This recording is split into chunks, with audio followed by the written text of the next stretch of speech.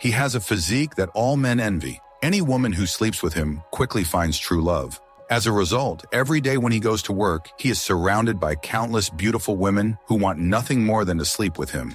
Even when he gets home, his phone is filled with messages from countless women asking him out on dates. Chuck naturally enjoys this. His only worry is probably whether his kidneys can handle it. The origin of Chuck's peach blossom saintly body dates back to a game he played with his childhood friends. They would spin a bottle, and whoever the bottle pointed to had to go into the closet with the spinner for 7 minutes, during which they could do whatever they wanted.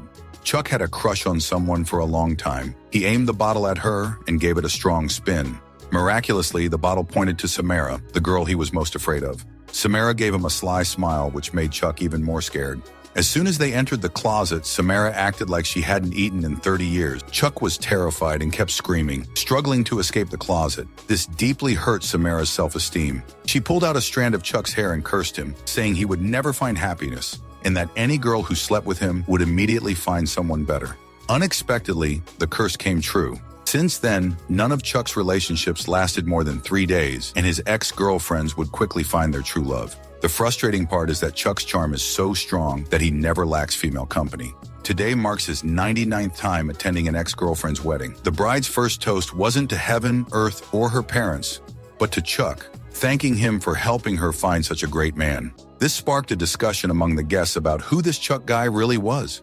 At that moment, Chuck noticed a girl who caught his eye. He had been with countless women, but this was the first time he saw someone so beautiful, yet seemingly naive. The girl's name was Kim, and she worked at a water park. Chuck mentioned he was a dentist, and Kim asked him to check her teeth. Sorry.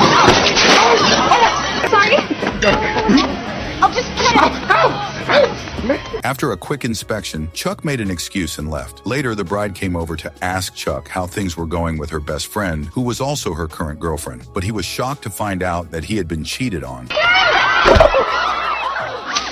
The next day at work, Chuck noticed an unusual number of beautiful women outside his office. But these women didn't seem to have dental issues. He thought they might be clients of his friend Lance, who worked next door, but upon asking, he found out they were there for him. To avoid these women, Chuck decided to leave work early. On his way home, he saw his ex-girlfriend trying on wedding dresses. "You just got together yesterday, and you're already getting married." That night, his answering machine was filled with messages from women wanting to meet him. Chuck decided to take advantage of the situation and arrange a date with one of them. However, the girl was in a hurry to get things over with, saying she needed to find her true love. Chuck was confused, but the girl explained that it was common knowledge in her circle that Chuck was like Cupid. Sleeping with him would lead to finding true love. Chuck felt used, but he couldn't resist the opportunity. Meanwhile, Kim called him, saying she had been knocked into a pool by a penguin and chipped her tooth. Chuck, eager to impress her, agreed to see her. After fixing her tooth, Chuck asked Kim out. Sorry. Oh no! They went in! They're in there! But she refused and saying she wasn't that kind of girl. However, 5 minutes later, she returned, saying her car had run out of battery and asking for help. Chuck saw this as another chance to get closer to her. Now? Not now. Wait till I get this in here. On the way to her house, Kim shared that she had always been unlucky, having broken 12 bones in her life. She warned Chuck to stay away from her. No. Convertible top. When they arrived, Kim realized she had left her keys in the car, so they had to break a window to get in. Chuck tried to ask her out again, but Kim refused, saying she didn't want to risk it. When Chuck got home, he found his dental assistant waiting for him. She had heard about his Cupid reputation and wanted to experience it for herself. Despite his reluctance, Chuck gave in, thinking he was doing her a favor. Chuck's friend Lance was shocked when he heard about Chuck's talent. Reba? You slept with Reba? Shh! He couldn't believe Chuck was using his gift to help women find love instead of pursuing his own happiness. Lance encouraged Chuck to embrace his role as a matchmaker, even suggesting he should charge for his services. Chuck eventually gave in and started accepting all the women who came his way.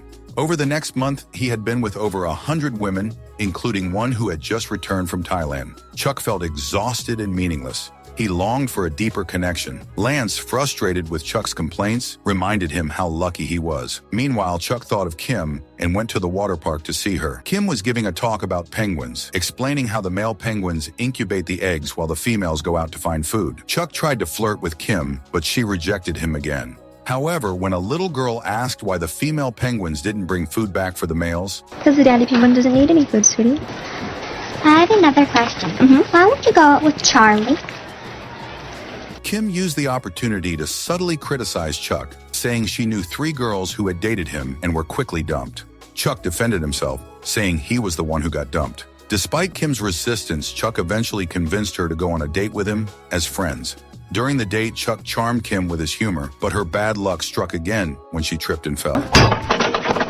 Chuck seized the moment to kiss her wound, which led to a romantic kiss. From that point on, Kim was completely smitten with Chuck. Their relationship progressed quickly, and within a week, they were ready to take things to the next level. However, just as they were about to, Chuck's friend called and warned him to stop. The friend had investigated all the women Chuck had been with and found that every single one of them had quickly found love and gotten married. If Chuck didn't want to lose Kim, he had to stop. Chuck panicked because he genuinely cared for Kim and didn't want to lose her. To test the curse, Chuck decided to sleep with an 800-pound woman. He mustered the courage to approach her and offered her $200 and a seafood dinner in exchange for a date. You want me to elaborate?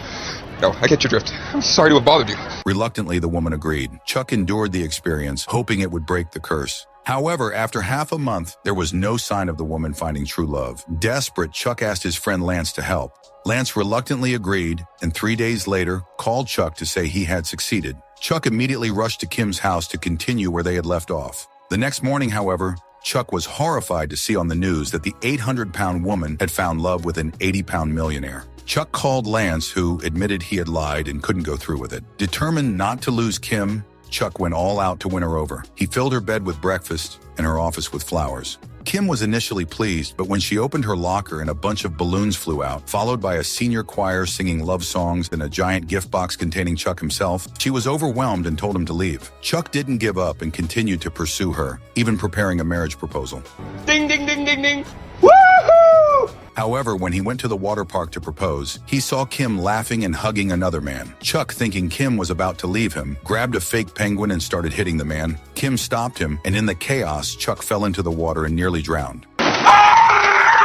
After getting out, Chuck tried to explain, but Kim cut him off, saying she knew about his reputation as Cupid and that he was afraid she would leave him for someone else. Just then, another woman approached Chuck, asking if he was the legendary Cupid who could help her find true love. Don't say it. It's not. Please, No, please, it's not. just don't say it's over. It's over. Feeling lost, Chuck sat in the rain, unsure of what to do. He remembered the curse from his childhood and decided to find Samara to break it. When he found her, he apologized for his past behavior and asked her to lift the curse. Samara laughed and told him it was just a childish curse and not to take it seriously. She advised him to let Kim go so she could find true love. Chuck took her advice and called the penguin expert Kim admired, arranging for them to meet. Seeing Kim and the expert getting along so well, Chuck felt bittersweet but chose to leave quietly. He returned home and became a recluse, eating takeout and playing penguin games. His friend Lance tried to snap him out of it, but Chuck remained depressed. Eventually, Lance's girlfriend told him that Kim was leaving for Antarctica with the penguin expert. She's leaving, buddy, for Antarctica. Right now. What the fuck am I doing? That's what we're saying! No, go get the girl, will you? He's a little slower. Chuck rushed to the airport to stop her, but he didn't know which flight she was on. He bought tickets for both flights, And that'll be $17,412. and found Kim on the second one. He confessed his feelings, saying he had always been a stepping stone for his ex-girlfriends, but didn't want to lose Kim. Kim told him she would be back in a week and asked if he could wait. Chuck then realized the expert was married, and the whole situation was a misunderstanding. As the plane was about to take off, Chuck pulled out a small box containing a pebble, referencing the penguin love story Kim had told him. In the story, a male penguin would search the entire beach for the most beautiful pebble to win over a female. If she accepted it, they would become lifelong partners. Darling! Excuse me, aren't you the guy who... Not anymore. Meanwhile, at Samara's house, she removed a needle from a voodoo doll of Chuck, ending the curse. A year later, Chuck and Kim went to Antarctica to study penguins and witness the beautiful auroras. The movie, titled Good Luck Chuck, is a romantic comedy that rivals any romantic film.